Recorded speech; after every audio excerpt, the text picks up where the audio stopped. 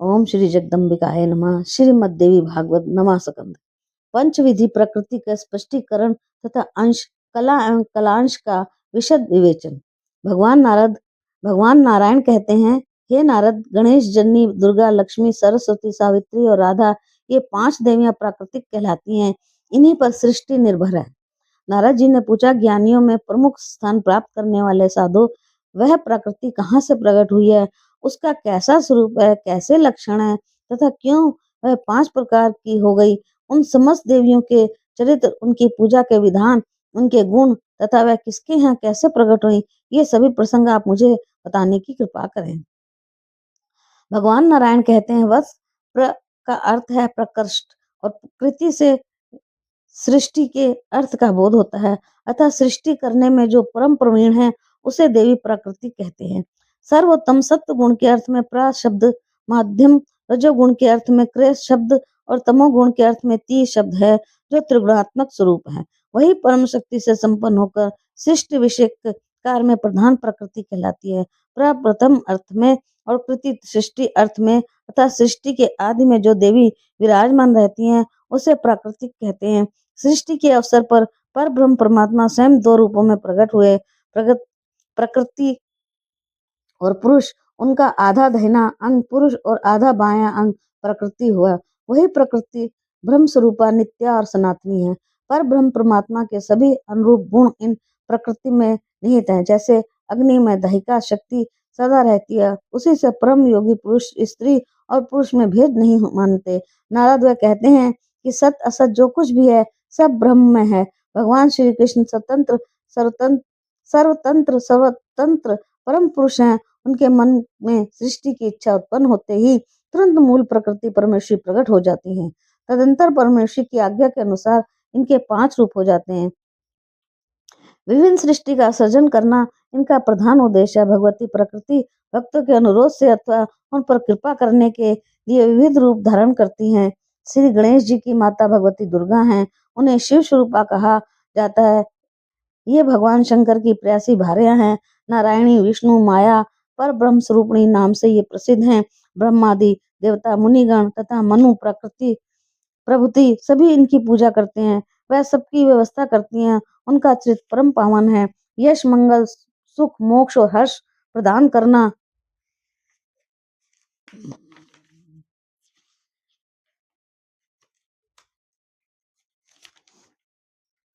इनका स्वाभाविक गुण है।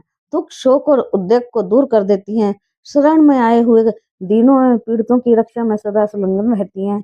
वह तेज स्वरूपा हैं। उनका विग्रह परम तेजस्वी, उन्हें तेज की अधिष्ठाता देवता कहा गया है। सूर्य में जो शक्ति है उन्हीं का रूप है। वह शंकर को निरंतर शक्तिशाली बनाए रखती हैं। सिद्धेश्वरी, सिद्ध रूपा, सिद्धिदा, सिद्धि, ईश्वरी, बुद्धि, निद्रा, शुदा, पिपाशा, छाया, तंद्रा, दया, स्मृति, जाति, शांति, भ्रांति, शांति, कांति, चेतना, तुष्टि, पुष्टि, लक्ष्मी, धृति और माया, ये सब उनके नाम हैं। श्री कृष्ण पर ब्रह्म परमात्मा हैं। उनके समीप शक्ति रूप से ये विराजती हैं। श्रुति में इनका यश गाया गया है। ये अनंत हैं, अतः इनमें गुण भी अनंत है। अब इनके दूसरे रूप का वर्णन करता हूँ, सुनो। जो परम शुद्ध सत्य स्वरूपा हैं उन्हें भगवती लक्ष्मी कहा जाता है। परम प्रभु श्री हरि की वह शक्ति कहलाती हैं। अखिल जगत की सारी संपत्तियां उनके स्वरूप, उन्हें संपत्ति की अधिष्ठाता देवता माना जाता है। वह परम सुंदरी, अनुपम संयम रूपा, शांत स्वरूपा, श्रेष्ठ स्वभाव से संपन्न तथा समस्त मंगलों की प्रतिमा, लोभ, मोह, काम, क्रोध, मद और अहंकार आदि दुर्गुणों से सहज ही रहित है। भक्तों पर अनुग्रह करना तथा अपने स्वामी श्री हरि से प्रेम करना उनका स्वभाव है। संपूर्ण स्त्रियों की अपेक्षा वह श्रेष्ठ पतिव्रता है। श्री हरि प्राण के समान जानकर उनसे अत्यंत प्रेम करते हैं। वह कभी अप्रिय बात नहीं कहती। धान आदि सभी शस्य उनके रूप हैं। प्राणियों का जीवन स्थिर रहे अर्थात उन्हें यह रूप धारण कर रखा है। वह परम साध्वी देवी महालक्ष्मी नाम से विख्यात होकर वैकुंठ में अपने स्वामी की सेवा में सदा संलग्न रहती हैं। स्वर्ग में स्वर्ग लक्ष्मी, राजाओं के यहाँ राजलक्ष्मी तथा मृत लोकवासी गृहस्थों के घर गृह लक्ष्मी के रूप में वह विराजमान है। प्राणियों के अखिल द्रव्यों से सर्वोत्कृष्ट शोभा उन्हीं का स्वरूप है। वह परम मनोहर पूर्ण आत्माओं की कीर्ति उन्हीं की प्रतिमा है। वह राजाओं की प्रभा है, व्यापारियों के यहाँ वाणिज्य रूप में विराजती हैं। पापी जन जो कलह आदि अशिष्ट व्यवहार करते हैं, उनमें वह कभी इन्हीं की उनमें भी इन्हीं की शक्ति है। ये हृदय रूप से धराधाम पर पधारी हैं। ये बात वेद में कही गई है। सबने इनका समर्थन भी किया है। सब लोग इनकी आराधना और वंदना करते हैं। नारद, अब मैं अन्य देवी का प्रसंग कहता हूँ, सुनो। पर ब्रह्म परमात्मा से संबंध रखने वाली वाणी, बुद्धि, विद्या, ज्ञान की जो व्यवस्था करती है, उन्हें सरस्वती कहा जाता है। संपूर्ण विद्याएं उन्हीं के स्वरूप हैं। मनुष्यों की बुद्धि, कविता, मेघा, प्रतिभा और स्मरण शक्ति उन्हीं की कृपा से प्राप्त होती है। अनेक प्रकार के सिद्धांतों को पृथक पृथक करना उनका स्वाभाविक गुण है। वह व्याख्या और बोध स्वरूप हैं। उनकी कृपा से समस्त संदेह नष्ट हो जाते हैं। उन्हें विचार कारणी और ग्रंथ कारणी कहा जाता है। वह शक्ति स्वरूप, स्वर, संगीत और ताल सब उन्हीं के रूप हैं। वह विषय, ज्ञान और वाणी में प्रत्येक प्राणी को जीविका प्रदान करती हैं। वह परम प्रसिद्ध वाद विवाद की अधिष्ठात्री एवं शांत मूर्ति हैं। वह हाथ में वीणा और पुस्तक लिए रहती हैं। उनका विग्रह शुद्ध सत्व में एवं सदाचार प्राण तथा भगवान श्री हरि की प्रिया है। हिम, चंदन, कुंदन, चंद्रमा, कुमुद, कमल के समान उनकी कांति। वह रत्नों का हार गले में पहना कर भगवान श्री कृष्ण की उपासना करती हैं। उनकी मूर्ति तपोमयी है। तपस्वी जनों को फल प्रदान करने में वह सदा तत्पर रहती हैं। सिद्धि विद्या उनका स्वरूप है। वह सदा संपूर्ण सिद्धि प्रदान करती हैं। उनके अभाव में ब्राह्मण मूक जैसे होकर मृतक के समान बना रहता है। ये तृतीया देवी कहलाती हैं। इन्हें श्रुति में भगवती जगदम्बा कहा गया है।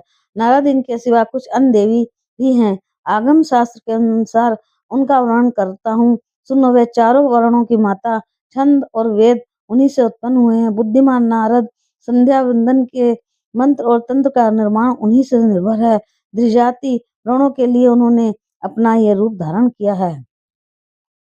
वह जप रूपा तपस्विनी, ब्रह्म तेज से संपन्न तथा सर्व संस्कारमयी उन पवित्र रूप धारण करने वाली देवी को सावित्री अथवा गायत्री कहते हैं। वह ब्रह्मा की परम प्रिय शक्ति, तीर्थ अपनी शुद्धि के लिए उनके स्पर्श की कामना करते हैं। शुद्ध स्फटिक मणि के समान उनकी स्वच्छ कांति, वह शुद्ध सत्व में विग्रह से शोभा पाती हैं। उनका रूप परम आनंद में, उनका सर्वोत्कृष्ट रूप सदा बना रहता है। वह पर ब्रह्म स्वरूपा, मोक्ष प्रदान करना उनका स्वाभाविक गुण है। वह ब्रह्म तेज से संपन्न परम शक्ति है। उन्हें शक्ति की अधिष्ठात्री माना जाता है। उनके चरण की धूलि संपूर्ण जगत को पवित्र कर देती है। नारद, उन चौथी देवी का प्रसंग सुना चुका, अब तुम्हें पांचवी देवी का चरित्र सुनाता हूँ। ये परमात्मा श्री कृष्ण के प्राणों से भी बढ़कर प्रिय है। संपूर्ण देवियों की अपेक्षा इनमें सुंदरता अधिक है। इनमें सभी सद्गुण सदा विद्वान है। वह परम सौभाग्यवती, उन्हें अनुपम गौरव प्राप्त है। पर ब्रह्म वाम तरंग ही इनका स्वरूप है। ये ब्रह्मा के समान ही गुण और तेज से संपन्न है। इन्हें परावर, सार, भूता, परमधा, सनातनी, परमानंद स्वरूपा, धन्य, मान्या और पूज्या कहा जाता है। ये नित्य कुंजेश्वरी, रास क्रीड़ा की अधिष्ठात्री देवी हैं। परमात्मा श्री कृष्ण के रास मंडल में इनका आविर्भाव हुआ है। इनके विराजने से रास मंडल की विचित्र शोभा होती है। गोकुल धाम में रहने वाली ये देवी राक्षेश्वरी एवं सुराशिका नाम से प्रसिद्ध हैं। रास मंडल में रहना इन्हें बहुत प्रिय है। ये गोपी के वेश में विराजती हैं। परम आह्लाद स्वरूपणी है। इनका विग्रह संतोष और हर्ष से परिपूर्ण है। ये निर्गुणा, लौकिक, त्रिगुणों से रहित, स्वरूप भूत, गुणवती, निर्लिप्ता, लौकिक विषय भोग से रहित, निराकारा, पंचभौतिक शरीर से रहित, दिव्य चिन्मय स्वरूपा, आत्म स्वरूपणी श्री कृष्ण की आत्मा नाम से विख्यात हैं।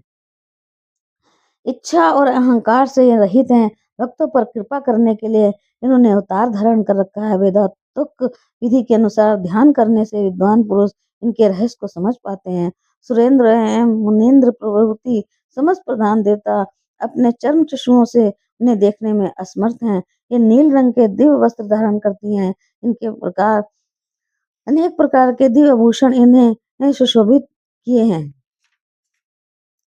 रहती हैं। इनकी कांति करोड़ों चंद्रमाओं के समान प्रकाशमान है। इनका सर्वांग संपन्न विग्रह संपूर्ण ऐश्वर्यों से संपन्न है। भगवान श्री कृष्ण की सेवा रति से सदा इनका स्वभाव है, क्योंकि संपूर्ण संपत्तियों में ये इसी को परम श्रेष्ठ मानती हैं। श्री वृषभानु के घर पुत्री के रूप से ये पधारी, इनके चरण कमल का स्पर्श प्राप्त कर पृथ्वी परम पवित्र हो गई। इन्हें ब्रह्मा आदि देवता नहीं देख सके। वहीं ये देवी भारतवर्ष में सबकी दृष्टि गोचर हो रही हैं। ये स्त्री में रत्नों में सार हैं। भगवान श्री कृष्ण के वक्षस्थल पर इस प्रकार विराजती हैं जैसे आकाश स्थिति नवीन नील मेघों से बिजली चमक रही हो। उन्हें पाने के लिए ब्रह्मा ने 60,000 वर्षों तक तपस्या की। उनकी तपस्या का उद्देश्य यही था कि इनके चरण कमल के नख के दर्शन सुलभ हो जाए, जिससे मैं परम पवित्र बन जाऊं। परंतु उस स्वप्न में भी उन भगवती के दर्शन प्राप्त ना कर सके, फिर प्रत्यक्ष की तो बात ही क्या है। उसी तप के प्रभाव से ये देवी वृंदावन में भगवान के सामने प्रकट हुई। धराधाम पर इनका प्रधारना हुआ। वह ही पांचवी देवी ही भगवती राधा के नाम से प्रसिद्ध है।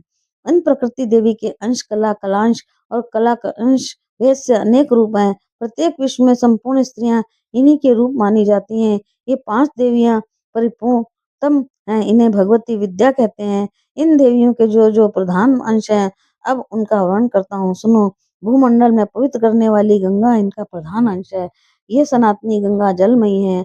भगवान विष्णु के विग्रह से इनका प्रादुर्भाव हुआ है। पापियों के पाप को मैं को ईंधन को भस्म करने के लिए ये प्रज्वलित अग्नि है। इन्हें स्पर्श करने ने इनमें नहाने अथवा इनका जल पान करने से पुरुष कैवल्य पद के अधिकारी हो जाता है। गोलोक धाम में जाने के लिए सुख पद सीढ़ी के रूप में विराजमान है। इनका रूप परम पवित्र है।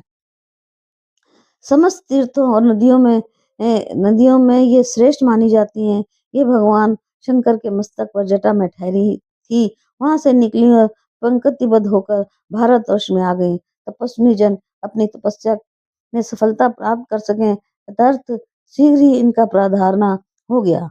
इनका शुद्ध एवं सत्व स्वरूप चंद्रमा श्वेत कमल एवं या दूध के समान स्वच्छ मल और अहंकार इनमें लेश मात्र भी नहीं है। ये परम साध्वी गंगा भगवान नारायण को बहुत प्रिय है। श्री तुलसी की प्रकृति देवी का प्रधान अंश माना जाता है। ये विष्णु प्रिया विष्णु को विभूषित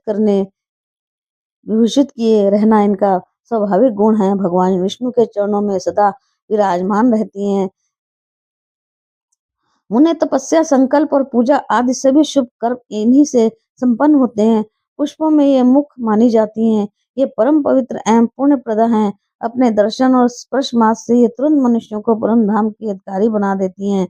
पाप में सूखी लकड़ी को जलाने के लिए प्रज्वलित अग्नि के समान रूप धारण करके कली में पधारी हैं। इन देवी तुलसी के चरण कमल का स्पर्श होते ही पृथ्वी परम पावन बन गई। तीर्थ स्वयं पवित्र होने के लिए इनका दर्शन है स्पर्श करना चाहते हैं। इनके अभाव में अखिल जगत के संपूर्ण कर्म निष्फल समझे जाते हैं। इनकी कृपा से मनुष्य जन मुक्त हो जाते हैं। जो जिस कामना से इनकी उपासना करते हैं उसकी वह सारी इच्छाएं पूर्ण हो जाती हैं। भारतवर्ष में वृक्ष रूप में पधारने वाली ये देवी कल्प वृक्ष रूप है। भारतवासियों को प्रसन्न करने के लिए इनका यहाँ पधारना हुआ। ये परम देवता हैं। प्रकृति देवी के ये अन्य प्रधान अंश का नाम देवी जरत्कारु है। ये कश्यप जी की मानस पुत्री। इन्हें भगवान शंकर की प्रिय शिष्या होने का सौभाग्य प्राप्त है। ये परम विदुषी है। नागराज शेष ने इन्हें अपने बहन माना है और सभी नाग इनका सम्मान करते हैं। नाग की सवारी पर चलने वाली इन अनुपम सुंदरी देवी को नागेश्वरी और नाग माता भी कहा जाता है। प्रधान नाग इसके साथ विराजमान रहते हैं। ये नागों से सुशोभित रहती हैं। नागराज इनकी स्तुति करते हैं। ये सिद्धि और योग की साक्षात मूर्तियां हैं। इनकी शैया नाग है। ये विष्णु स्वरूपी हैं। भगवान विष्णु में इनकी अटल श्रद्धा है। ये सदा श्री हरि की पूजा में संलग्न रहती हैं। इनका विग्रह तपोमय है।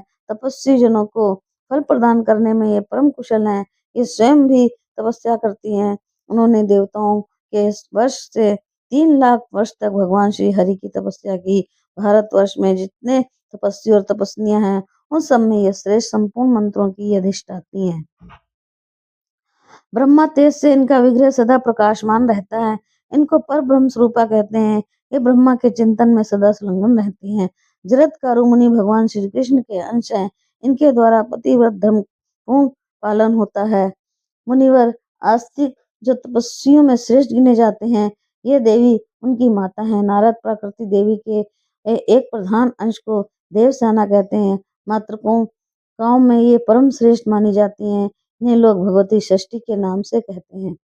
पोत पुत्र पौत्र आदि संतान प्रदान करना तथा त्रिलोकी को जन्म देना इनका प्रधान कार्य है। ये साधी भगवती प्रकृति के षष्ठांश हैं, अतः इन्हें षष्ठी देवी कहा जाता है।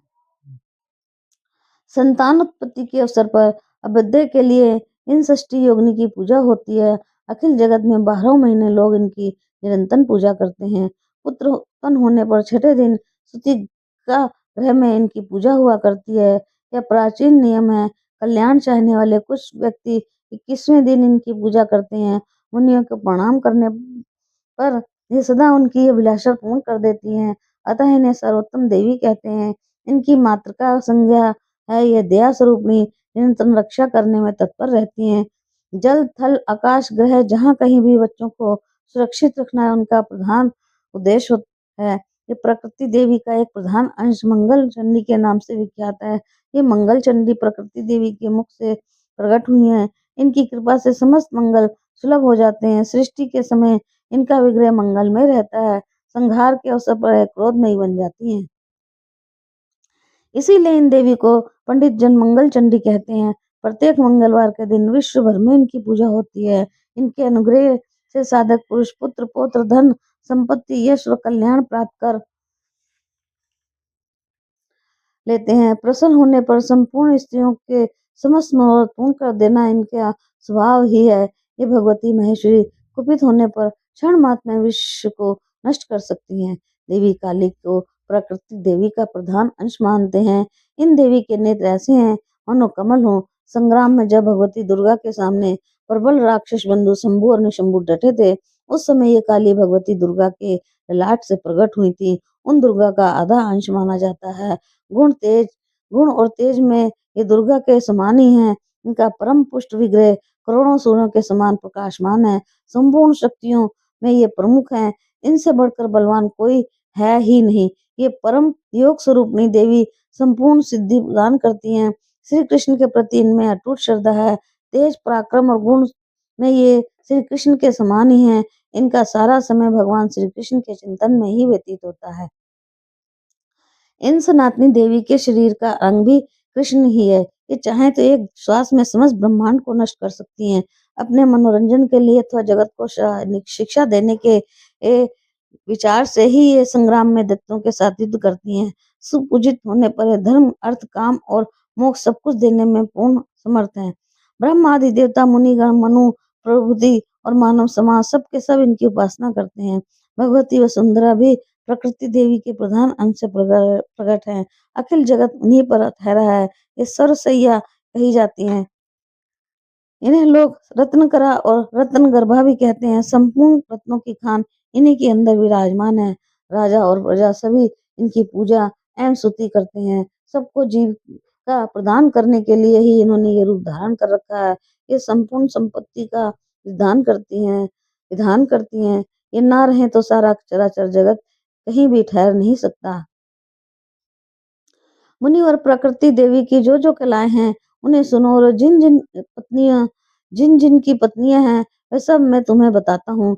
देवी सोहा अग्नि की पत्नी है। संपूर्ण जगत में इनकी पूजा होती है। इनके बिना देवता अप्रतीत की हुई हवि पाने में असमर्थ हैं। यज्ञ की पत्नी को दक्षिणा कहते हैं। इनका सर्वत्र सम्मान होता है। इनके न रहने पर विश्व भर में संपूर्ण कर्म निष्फल समझे जाते हैं। सौदा पितरों की पत्नी है। मुनि मनु और मानव सभी इनकी पूजा करते हैं। इनका उच्चारण न करके पितरों को वस्तु अर्पण की जाए तो यह निष्फल हो जाती है। वायु की पत्नी का नाम देवी स्वस्ति है। प्रत्येक विश्व में इसका सत्कार होता है। इनके बिना आदान प्रदान सभी असंभव हो जाते हैं। पुष्टि गणेश की पत्नी है। धरातल पर सभी इनकी पूजा करते हैं। इनके बिना पुरुष और स्त्री सभी शक्तिहीन हो जाते हैं। अनंत की पत्नी का नाम तुष्टि है। सब लोग इनकी पूजा एवं वंदना करते हैं। इनके बिना संपूर्ण संसार सम्यक प्रकार से कभी तो संतुष्ट हो ही नहीं सकता। ईशान की पत्नी का नाम संपत्ति है और देवता और मनुष्य सभी इनकी सम्मान करते हैं। इनके ना रहने पर विश्व भर की जनता दरिद्र कहलाती है। धृति कपिल मुनि की पत्नी है। सब लोग सवत इनका स्वागत करते हैं। ये ना रहे तो जगत में संपूर्ण प्राणी धैर्य से हाथ धो बैठे। सती को सत्य की भार्या कहा गया है। सबसे आदर पाने वाली ये देवी परम लोकप्रिय है। इनके बिना जगत सर्वदा बंधुता शून्य हो जाता है। परम साध्वी दया मोह की पत्नी है। ये पूज्य और जगत प्रिय है। इनके अभाव में संपूर्ण प्राणी सर्वत्र निष्फल माने जाते हैं।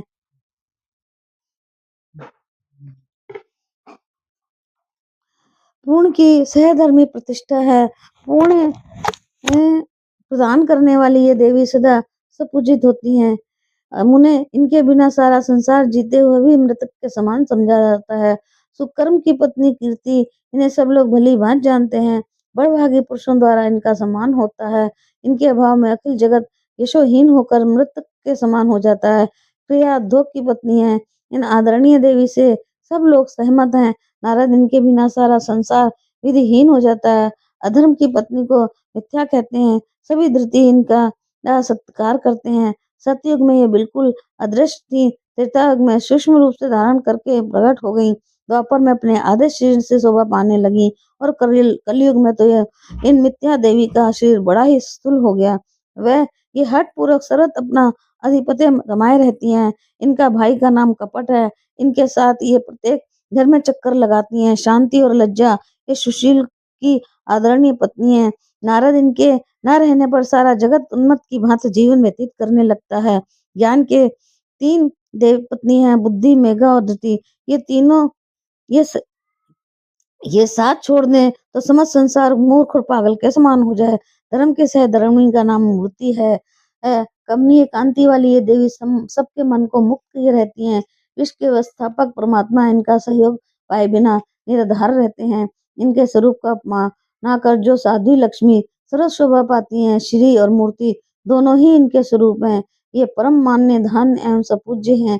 रुद्र की पत्नी का नाम कालाग्नि है। इनको योग निद्रा भी कहते हैं। रात्रि में इनका सहयोग पाकर संपूर्ण प्राणी अर्थात नींद से व्याप्त हो जाते हैं। काल की तीन भारें हैं, संध्या, रात्रि और दिन।